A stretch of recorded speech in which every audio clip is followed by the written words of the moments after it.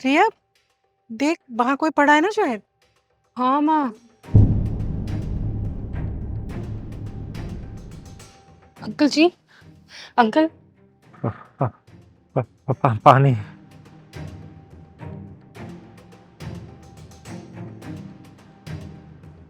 क्या हुआ? पानी मांग रहे हैं।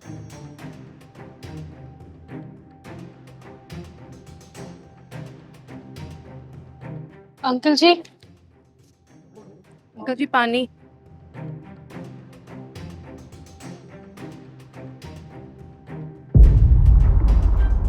ये तो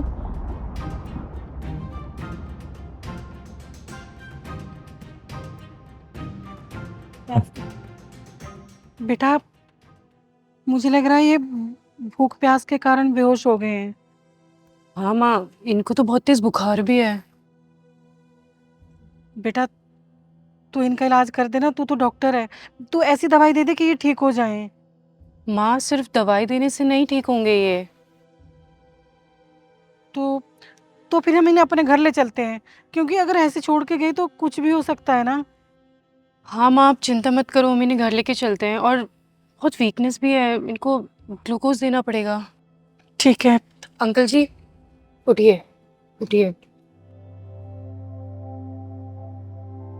1-2 घंटे में होश आ जाएगा इन्हें। और कल इनको हॉस्पिटल ले जाऊंगी। ऐसे यहाँ पे ज़्यादा टाइम रखना भी ठीक नहीं है।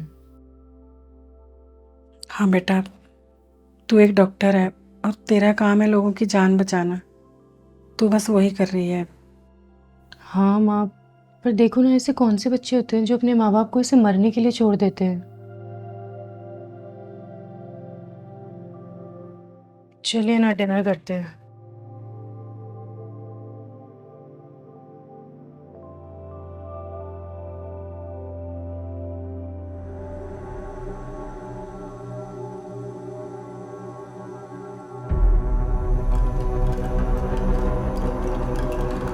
माँ,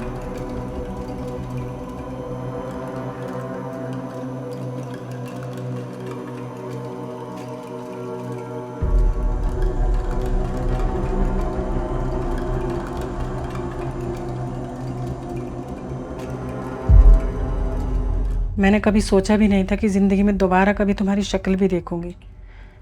पर किस्मत से कौन लड़ सकता है। मैंने तुम्हारे साथ जो कुछ किया है, मुझे तो लगता था कि उसके बाद तुम मुझसे मिलना भी नहीं चाहोगी। हाँ, मैंने तुम्हारी गलती के लिए तुम्हें कभी माफ़ तो नहीं किया, लेकिन तुम्हें इस हाल में देखकर मुझे अच्छा नहीं लगा। हमारी बेटी कैसी है? मैं इतना बुरा, इतना बदनसीब इंसान हूं कि अपनी बेटी तक को अपना नहीं सका था। हमारी नहीं, वो सिर्फ मेरी बेटी है। तुम्हें तो बेटी चाहिए ही नहीं थी ना, इसीलिए तुमने मुझे घर से निकाल दिया छोटी सी बच्ची के साथ। मुझे माफ कर दो शांति। मैं अपने किए पर मैं अपने किए पर आज तक शर्मिंदा हूं और पश्चाताप की आग में जलकर राख हुआ जा रहा हूं। शायद इसी वजह से मेरी ये हालत हो गई है। भगवान भी मुझे माफ नहीं करेगा शायद कभी इसके लिए। मैंने बड़ी मुश्किल से खुद को संभाला है, बहुत मेहनत से अपनी बेटी को पढ़ाया है, उसे डॉक्टर बनाया है। आज उसी ने तुम्हें बचाया है। क्या रिया डॉक्टर है? मतलब मेरी बेटी डॉक्टर? मैं उसे देखना चाहता हूं शांति। मैं एक बार अपनी बेटी को देखना चाहता हूं, उसके पैरों पर अपना सिर रखकर उससे माफी मांगना चाहता हूं। शायद मेरी बेटी अपने इस नकारा बाप को माफ कर दे। नहीं, कभी नहीं। मैंने रिया को बताया है कि उसके पापा इस दुनिया में नहीं है, तो उसके लिए तो तुम जिंदा भी नहीं हो। तुमने तुमने उसे यह कह दिया कि उसका बाप मर गया है? तो और क्या कहती, जिसके बाप ने सिर्फ उसकी माँ को इसलिए छोड़ दिया क्योंकि वो बेटा पैदा नहीं कर पाई। और तुम्हें तो बेटी चाहिए ही नहीं थी ना, तो तुम तो रिया के लिए उसी दिन मर गए थे।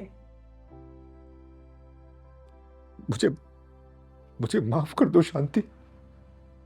मैं लोगों की बातों में आ गया था और इस दुनिया की बातों में आकर अपनी जिम्मेदारी से भटक गया था। लोगों की बातों में आकर तुमने अपनी पत्नी और छोटी सी बच्ची को घर से निकाल दिया। अरे एक बार भी हमारे बारे में नहीं सोचा कि हम कहाँ जाएंगे, हमारा क्या होगा। मुझसे मुझसे गलती हो गई शांति, मुझे माफ कर दो, मुझे माफ कर दो। और दूसरी शादी से तुम्हारा बेटा है ना एक, फिर तुम इस हाल में रोडों पे क्यों भटक रहे थे? क्योंकि उसी ने मुझे घर से निकाल दिया है, ये कहकर कि मैंने उनके लिए कुछ नहीं किया। अब मेरे बेटे और बहू मेरा खर्च नहीं उठा सकते। बुरा लगा मुझे जो भी तुम्हारे साथ हुआ वो जानकर, लेकिन मैं रिया को कभी नहीं बता सकती कि तुम उसके बाप हो। वो बाप जिन्होंने उसके पैदा होते ही उसे कलंक और बदकिस्मती समझकर खुद से दूर कर दिया। तुम रिया के बाप कहलाने के लायक नहीं हो। तुम ठीक कह रही हो, मैं इसी लायक हूं। मैं तो सिर्फ इंसानियत के नाते तुम्हारी मदद कर रही हूँ। सुबह होते ही रिया से मिल लेना, पर उसे बताना मत कि तुम उसके कौन लगते हो। बेचारी रिया, उसकी किस्मत में तो बाप का प्यार था ही नहीं।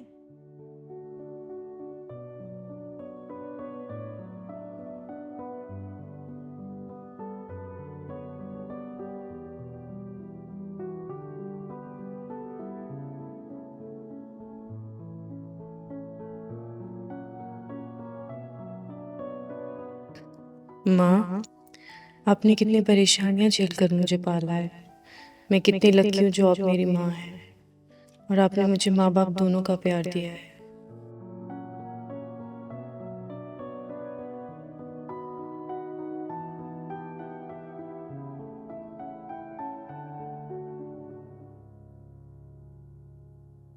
माँ, क्या हुआ? और ये कहाँ चले गए?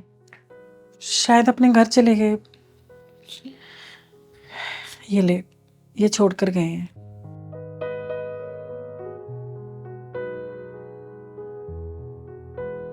मेरी जान बचाने के लिए बहुत बहुत धन्यवाद बेटी। मैं जा रहा हूँ, बस आशीर्वाद ही दे सकता हूँ। भगवान तुम्हें दुनिया की सारी खुशियाँ दे, तुम्हें कभी किसी चीज़ की कमी महसूस ना हो, हमेशा खुश रहो। अच्छा ही हुआ जो चले गए। माँ, पापा थे ना वो? तूने हमारी बातें सुनी?